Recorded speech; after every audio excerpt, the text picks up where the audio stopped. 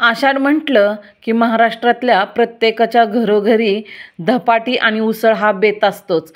खमंग अशी धपाटी, चटपटीत अशी मस्तपैकी मटकीची मिक्स उसळ, त्याच्याबरोबर दही, लोणचं हा बेत सगळ्यांच्या घरी एक नंबरच असतो.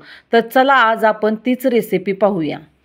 नमस्कार, मी सीमा. माझे स्मार्ट किचनमध्ये तुमचे स्वागत आहे. आज आपण एकदम वेगळ्या प्रकारे धपाट्याची भाजणी बघणार आहोत.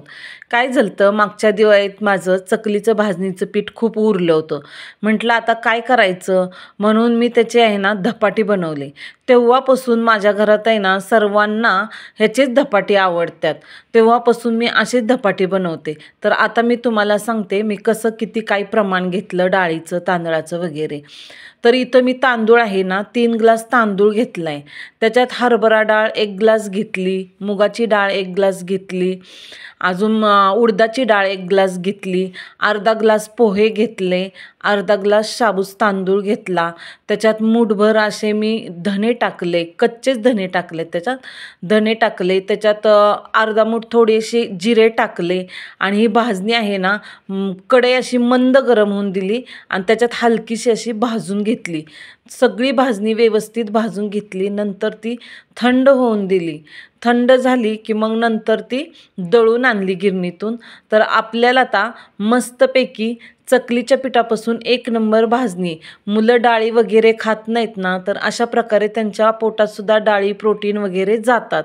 त्यासाठी ह्या प्रकारची भाजणी नेहमी करा, धपाटी एक नंबर होतात. तर चला आपण धपाटी बनवायला आता घेऊया.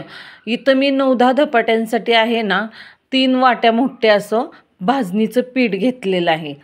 तुमच्या घरात किती लागतात त्या अंदाजाने तुम्ही घ्या. आणि इथं मी थोडा ओवा हातावर चोळून त्याच्यात घातला, अर्धा चमचा मीठ घातलं, पाव चमच्याला थोडी कमी हळद घातली. त्याच्यावर मी हिरवी मिरची आणि लसूण ती मीठ घालून मिक्स टेचलं होतं बारीक, ते घातलं वाटण. तुम्हाला किती तिखट लागतं त्याप्रमाणे तुम्ही घालू शकता. आणि तो कांदा मी आहे ना एकदम पातळ चिरलेला आहे. तो कांदा असा चोळून चोळून टाकायचा, म्हणजे सगळ्या त्याच्या पाकळ्या निसटतात आणि धपाट्यात व्यवस्थित कांदा मिक्स होतो. तर बघा, त्याच्यानंतर आहे ना इथं मी हिरवी कोथिंबीर घातलेली आहे. ताजी ताजी कोथिंबीर अशी मस्तपैकी धुवून याच्यात घातलेली आहे. सर्व पीठात आपण मिक्स करून घेऊया. पीठ मिक्स करायचं म्हणजे त्याच्यात सगळीकडं ते मसाला पसरतो, आपण काय काय घातले ते सर्व इन्ग्रेडियंट्स. आणि नंतर त्याच्यात लागल तसं थोडं थोडं पाणी घालायचं. पाणी आपल्याला थंडच वापरायचं आहे, गरम वगैरे नाही आहे.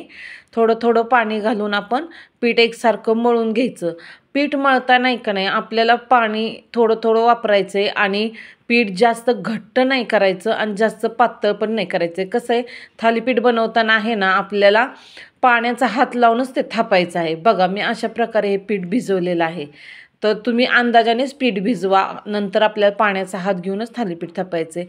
त्याच्या आधी काय करायचं, कॉटनचं असं कापड घ्यायचं. मी इथं ब्लाऊजच्या अस्तरचं कापड घेतलं आहे आणि त्याला पाण्याने भिजवून घ्यायचं. आणि नंतर परत पोळपाटावर टाकताना थोडं पाणी लावायचं आणि नंतर पाण्याचा हात लावूनच आपल्याला थालीपीठ असं थापून घ्यायचं आहे. पाण्याचा हात का लावायचा, खाली पण वर हाताला पाणी लावायचं चिटकून नाही म्हणून, आणि खाली पण पाणी का टाकायचं, म्हणजे थालीपीठ टाकताना तव्यात आहे का नाही असं कापडाला चिटकत नाही. तव्यात टाकलं की लगेच अलगद सगळं कापड वरचेवर निघतं. म्हणून आपल्याला थापताना आधी कापडाला ओलं केलं तरीसुद्धा थोडं पाणी लावून घ्यायचं आहे. तर असं तुम्हाला पाहिजे तसं तुम्ही मस्त लहान मोठं थालीपीठ थापून घ्या. थालीपीठ थापताना सर्व बाजूनी एकसारखं थापून घ्यायचं. जाड कुठं पातळ असं नाही करायचं, सगळीकडनं व्यवस्थित मस्तपैकी थापलं जातं. बघा आता हे थालीपीठ किती छान झालेलं आहे, एकदम पातळ थापलेलं आहे मी. पातळ थापलं का नाही कसं आपण भाजताना चांगलं भाजलं जातं व्यवस्थित. आता तव्याला पहिल्यांदा आपण इथं थोडं तेल लावून घेऊया, म्हणजे खाली चिटकणार वगैरे नाही. थोडं तेल लावलं की पाण्याचा थोडा शितोडा टाकायचा आणि त्याच्यावर थालीपीठ टाकायचं. बघा, पाणी लावलं की असं अलगद कापड लगेच निघतं. काय झालं, थालीपीठ टाकायच्या आधी थालीपीठाला बोळं पाडायला मी विसरली, त्याच्यामुळं मी इथं तव्यातच बोळं पाडलेत. तुम्ही असं काही करू नका, नाहीतर तुमच्या हाताला चांगले चटके बसतील. तुम्ही ध्यानाने खाली कापडावर थालीपीठ असतानाच त्याला बोळं पाडा. आता आपण थोडंसं तेल सोडून घेतलेलं आहे. काय करायचं, थोडं तेल कडणी सोडलं का नाही की थोडासा पाण्याचा शितोडा मारायचा. असा थोडासा पाण्याचा शितोडा मारला की मग त्याच्यावर झाकण ठेवायचं आणि 2-3 मिनटात लगेच थालीपीठ छान होतं. बघा आता आपण झाकून ठेवलेलं आहे. लगेच 2-3 मिनटात बघा किती छान झालेलं आहे थालीपीठ. तुम्हाला दोन्ही बाजूनी भाजायचं असलं दोन्ही बाजूनी भाजा, एका साईडनी भाजायचं असलं तरी चालतं. आमच्यात शक्यतो एकाच साईडनी भाजते ती आणि एका साईडनी वाफवलेलं असतं. तर धपाटे बनवताना आहे ना, कांदा आणि कोथिंबीर घालायची अजिबात कंजूसी करायची नाही. कांदा कोथिंबीर भरपूर असली ना की धपाटी खमंग एकदम बेस्ट होत्यात बघा. तर आता आपण झटपट आणि चटपट अशी मस्तपैकी मटकीची उसळ बनवून घेऊया. तर चला आपण सुरुवात करूया. इथं मी मटकी भिजत घातली होती. त्या मटकीत भिजत घालताना मी वाटाणे घातले होते भिजत, पांढरा हरभरा टाकला होता, लाल हरभरा टाकला होता आणि मुठभर हिरवे मूग घातले होते. कसं आहे, सगळं मिळून असं 4-5 इन्ग्रेडियंट्सची एकदम भाजी करायची, म्हणजे मुलांनासुद्धा छानपैकी त्यातनं जीवनसत्व भेटतात, भरपूर प्रोटीन भेटतात. मुलं नाहीतरी हे ते भाजी खाण्यासाठी नाकतोंड मुरडतच असतात. त्यासाठी अशा प्रकारे आपण मस्तपैकी आज उसळ बनवूया. तर पहिल्यांदा काय करायचं, कढई गरम झाली की मटकी धुवून घेतलेली असती. पहिल्यांदा फक्त मटकी थोडी भाजून घ्यायची, त्यातलं पाणी थोडंसं सुकेपर्यंत. नंतर त्याच्यावर आपण थोडं तेल घालायचं आणि थोडंसं चवीपुरतं मीठ घालायचं आणि मटकी चांगली व्यवस्थित परतून घ्यायची. आपल्याला करपवायची वगैरे काय नाही, जाळायची नाही, फक्त आपल्याला मंद फ्लेमवर अशी मस्त भाजून घ्यायची आहे. तर मटकीची भाजी बनवताना आहे का नाही, नेहमी मटकी पहिल्यांदा भाजून घ्यायची. मटकीची भाजी तर छान होतेच, पण अशी आपण भाजून घेतली का नाही की अजून छान चव येते. त्याच्यामुळं मटकी नेहमी आधी भाजून घ्यायची. बघा आता मटकीचा कलर पण बदलत आलेला आहे आणि मटकी भाजून झालेली आहे.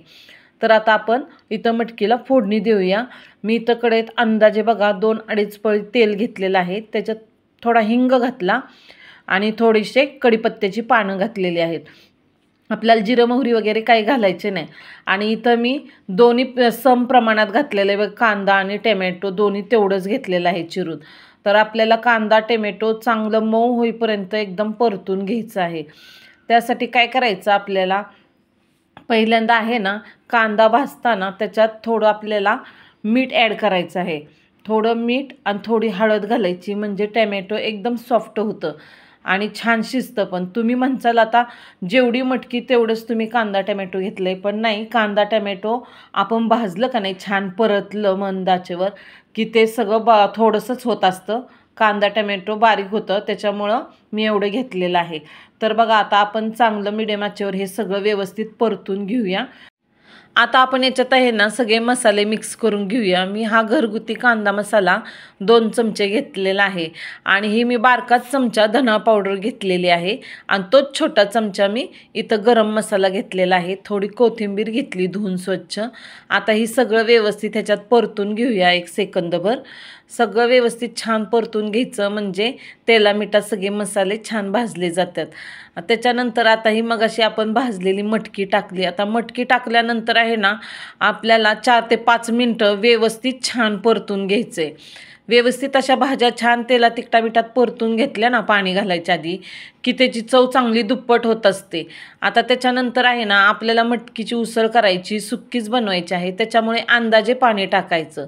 अंदाजे पाणी टाकायचं आणि एकदम पॅक झाकण ठेवायचं त्याच्यावर. आणि मग नंतर 5 ते 10 मिनिटांनी आपल्याला भाजी झाली का बघायची आणि गॅसची आच पण आपल्याला मिडियमच ठेवायची. तर बघा आता भाजी झालेली आहे. मी भाजी होईपर्यंत अजिबात झाकण उघडलंच नव्हतं. बघा आता पाणीसुद्धा सगळं सुकलं. बघा मटकी तर 1 नंबर शिजलेली आहे. तर आता आपण याच्यावरनं कोथिंबीर घालून घेऊया आणि मस्तपैकी कोथिंबीर घालून हलवून झाकून ठेवायची भाजी, म्हणजे कोथिंबीरचा छान सुगंध येतो आणि भाजीचा पण छान सुगंध येतोय. भाजी एकदम चटपटीत मस्त झालेली आहे. तर माझी मी रेसिपी तुमच्याबरोबर शेअर करताना आहे का नाही, सर्व टिप्ससहित रेसिपी शेअर करत असते, जेणेकरून काही आपल्या हातून चुका होऊ नयेत व रेसिपी आपली छान व्यवस्थित व्हावी म्हणून. तर तुम्हाला माझी रेसिपी आवडल्यास माझ्या चॅनलला लाईक आणि सबस्क्राईब करायला विसरू नका, म्हणजे माझ्या अशाच नवनवीन रेसिपी तुम्हाला सर्व टिप्ससहित पाहायला भेटतील.